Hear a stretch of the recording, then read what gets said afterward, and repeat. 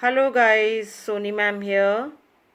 Today we are going to do the next poem, that is an elementary school classroom in slum. I hope you all know what do you mean by elementary. Means basic or fundamental teachings.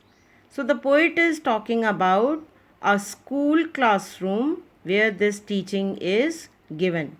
You can see and you know the slum area, which is also called a wasteland. Here, the poverty stricken poor people, they do not have place anywhere, so they settle down here. The same thing you might have done in your Lost Spring chapter. There was also the same concept. The people, those who have shifted from outside, they existed in such wasteland that is called slum, where there is no facility, no education. The poet has very closely observed such slum area and he is trying to express his feeling through this poetry. Written by Stephen Spender, who who was considered to be a very good writer and essayist, who born who was born in 1909 and died in 1995. He was an English poet and essayist, and he was one of the pioneers of poetic movement in 1930s.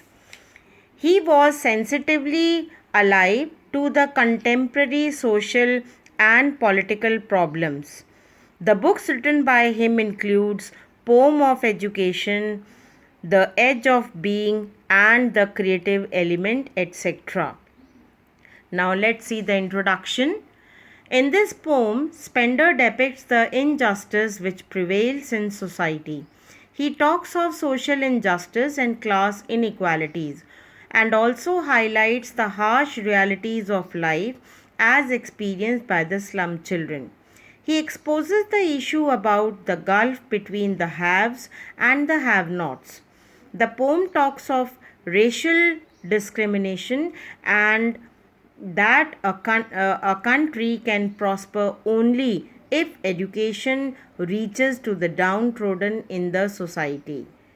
The theme of the poem concentrates on themes of social injustice and class inequalities. It is a criticism of the utter neglect of these children's need for education and all round growth. They are deprived of the basic rights like education, employment, health, and hygiene. He calls for a holistic education for the downtrodden people, which is possible only when the haves, that is, privileged people, realize their duty towards the have nots, that is, unprivileged. Now, the message conveyed by the poet is he is pained to see the social injustice. He makes a frantic appeal to the educated and affluent sections to improve the conditions of slum children whose only hope is education and expects equal opportunities to the poor and neglected sections of the society. Now let's see the summary of the poem. Elementary school classroom in a slum. In this poem, the poet is talking about the school where basic subjects are taught, which is situated far away from happiness and opportunities of life. Poet has used vivid poetic devices like alliteration, repetition, symbolic, imagery, metaphor, simile to describe his feelings and express and add to the meaning of the poem what he want to say. Now then he is describing the children who are sitting in the classroom. As you can see, these children who are sitting in the class, they have deformed bodies, their physique is very thin, and their hair are torn around their pallor face. Now pallor means of yellow color, which is due to lack of nutrition. Now he is describing the children. Among these children, first of all, he says, a one tall girl who is sitting in the class, his head is bowed down. Now, the expression what poet adds, the explanation what he gives is why her head is bowed down.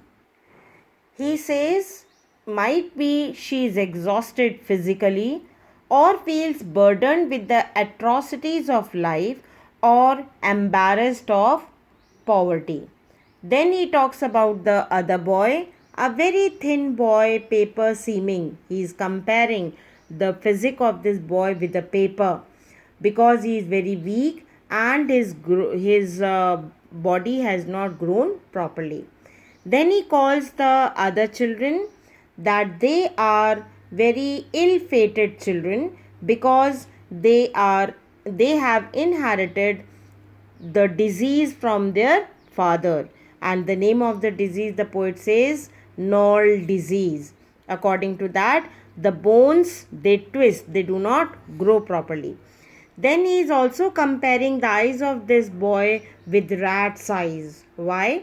Because the rat, when you look at a rat, you will find always searching for the food, as they do not have enough food to eat a day.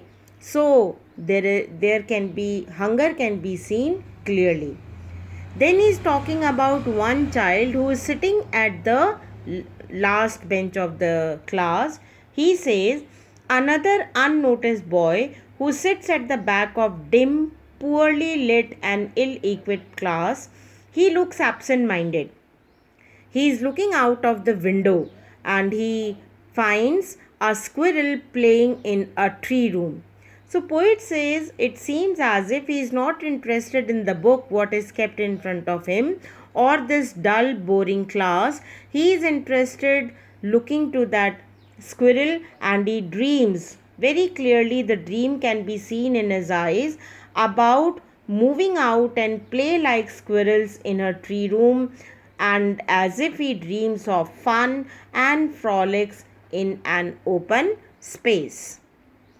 Now he describes the classroom.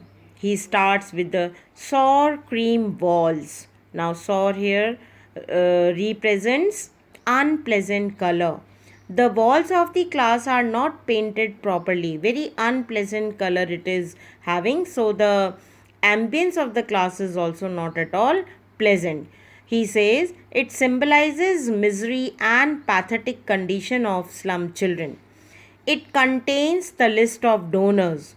Then on one wall there is bust of Shakespeare. Now bust means portrait of Shakespeare. Then on one side there is picture of beautiful valley full of fragrance flower. Then early morning scene, that is cloudless sky, is shown. Now here the poet says that the poster of Shakespeare appears ironical. Why? Because Shakespeare is a great literate, he doesn't hold importance to these illiterate children.